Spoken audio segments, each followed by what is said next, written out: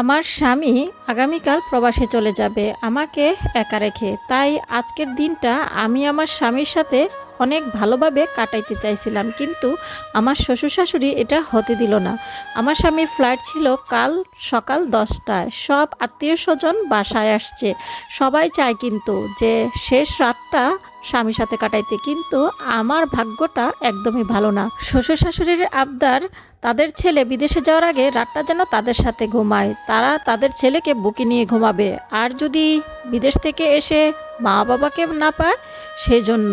আমি এই কথা শোনার পর তাদেরকে বলি, আপনারা আপনাদের ছেলেকে নিয়ে ঘুমান, আমার কোনো অসুবিধা নেই।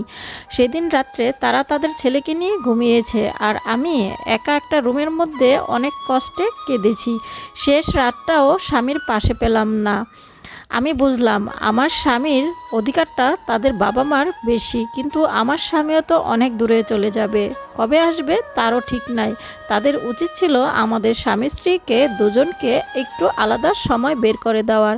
তারা মরে যেতে পারবে বলে তারা ছেলেকে নিয়ে ঘুমাইছে। হায়াত মতের কথা কিন্তু কেউ বলতে পারে না।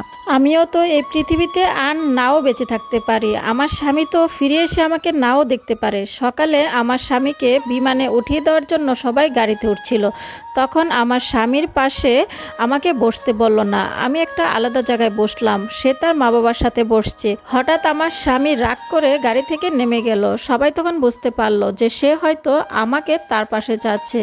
তখন সবাই মিলে আমাকে আমার স্বামীর পাশে বসালো। আমরা সারা রাস্তা একসাথে বসে হাতের উপর হাত রেখে গল্প করতে করতে এয়ারপোর্টে যাই। এয়ারপোর্টে পৌঁছানোর পর আমার বর আমাকে সবার থেকে একটু দূরে নিয়ে গেল আর বলল, তুমি রাগ করো না, আমি তো তোমারই আছি, তোমারই থাকবো, তবে এই কষ্টটা কখনো কোনোদিনও ভুলবো না। বুকের মধ্যে একটা শূন্যতা রয়েই গেল।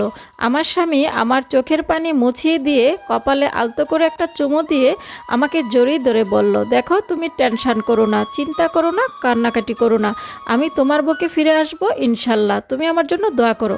আমার শাশুড়ি হঠাৎ করে তার ছেলের হাত ধরে টেনে বলতেছে, কি হলো, এত ন্যাকামি করতেছে কেন, দেখতেছো না আমার ছেলে প্রবাসে চলে যাচ্ছে, তুমি কান্না করে আমার ছেলের মনটা নষ্ট করে দিচ্ছ কেন?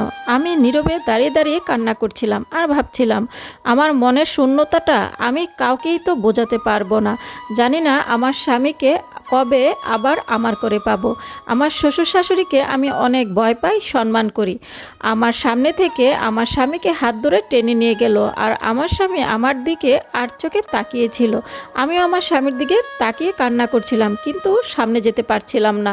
আমার স্বামী ফ্লাইটের সময় হয়ে যাওয়াতে সবাইকে বিদায় দিয়ে এয়ারপোর্টের ভিতরে আমার স্বামী চলে গেল। আমরাও গাড়ি করে বাড়িতে চলে আসলাম।